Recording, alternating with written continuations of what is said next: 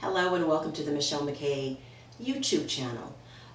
If you haven't already, please subscribe, and if you find that these videos are helpful, you can give me a thumbs up or ring the bell.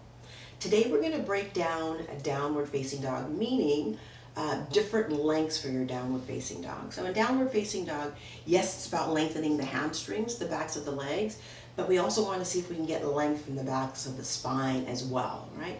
It's a great posture because it addresses the legs and the shoulders, and it's a little bit of an inversion. So it's good to have a good downward dog, and it's good to have it in a sequence because we use it so much.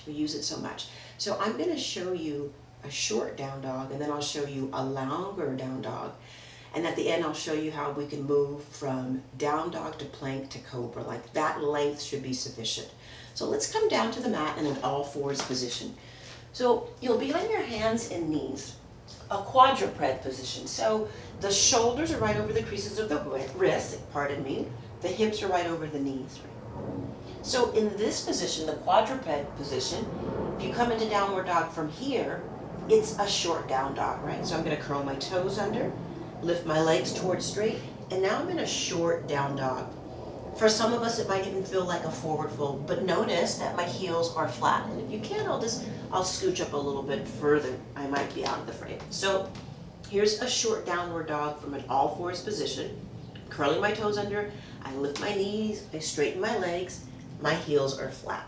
Is that the goal, to get the heels flat? No, but what we want is a stretch of the back of the leg and the stretch at the spine. So the back body, if you will, like strengthening and lengthening.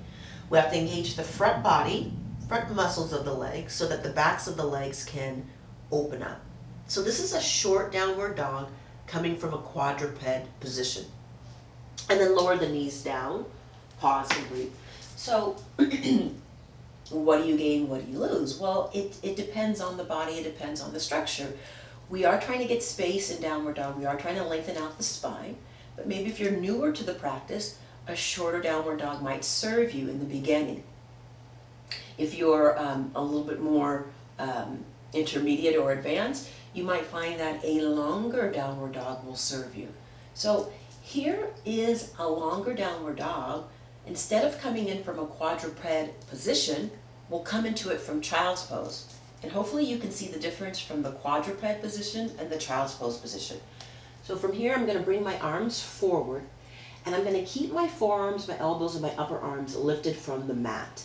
I'm going to press into my fingertips, knuckles, and the heels of the hands. And I'm going to really try to draw the upper arm bones into the arm sockets.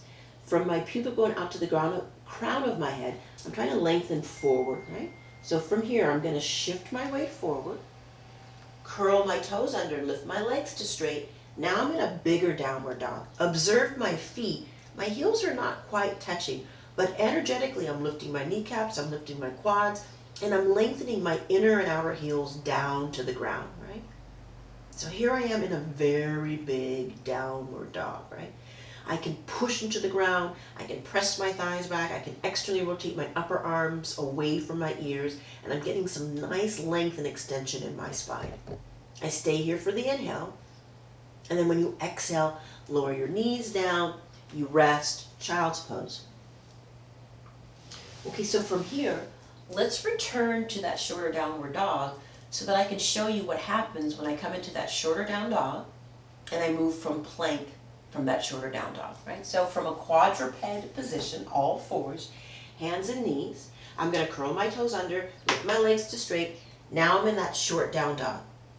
Now I'm going to inhale to come forward to plank. Now look what happens when I come to plank. Oh, I got to adjust my hands, I got to adjust my feet, right? Because I couldn't move from that down dog to plank without having to adjust my hands and my feet, right? And then exhale, I'm going to lift my hips up and back. I'm in a big down dog, right? Now from this big down dog, come back down to child's pose. Watch what happens from here. Here we are in child's pose, right? I'm plugging the arm bones into the arm sockets. My fingertips are pressing down. My lower arms are rebounding from the ground. I shift my weight forward. I curl my toes under. I lift my legs towards straight. I'm in a big down dog. Look from here, from down dog, I'm going to inhale, come to plank. I don't have to adjust my hands. I don't have to adjust my feet. I'm right in the exact position I need to be. And then I take an exhale, lift the hips up and back, downward dog. And then lower the knees, pause, child's pose, and then come to sitting up on the heels. So one more thing I'm going to show you. I'm going to show you from that short down dog to plank to cobra. All right? So short down dog to plank to cobra. You might already know this, but some of you might not. So might be a thumbs up. From your all fours position, you're going to curl your toes under, lift the legs to straight. You're in that short down dog. Then I inhale to plank. I've got to walk my hands and my feet. I've got to adjust, right? Then I'm going to shift my weight forward. I'm going to bend my elbows and come all the way down to the ground. Okay. So now I'm in a low cobra, right? Hopefully you can see that low cobra. And then I lower myself back down. I press back. And then if I wanted to come back to the all fours, I'd have to adjust my knees, curl my toes under. I'm in that short down dog, right? And then lower the knees, pause. And now I'm going to show you from the big downward dog. Short dog, like a teacup poodle, or a big dog, like a mastiff. You decide. Hands down, forearms lifted away from the ground. I inhale, I shift my weight forward. I exhale, I curl my toes under. I lift my legs to straight. Big down dog. Now I inhale, I come forward to plank. I don't have to adjust my hands or feet. I exhale, I shift my weight forward. I come all the way down. I don't have to adjust my hands or my feet. I'm inhaling to cobra. And then exhale, I curl my toes under. I push back up to plank. Don't have to adjust my hands or feet. I lift my hips up and back. Don't have to adjust my hands or feet. I'm right back to down dog. Really efficient, really refined movements. When you're ready, you'll lower your knees down. You can have a seat on your feet or in between your feet. So refined movement, intelligent movement. So you have to think, what do I gain, what do I lose? And play around with a short down dog, play around with a big downward dog, and see what benefits you, what serves you. Really what we're trying to get is integrity in the pose.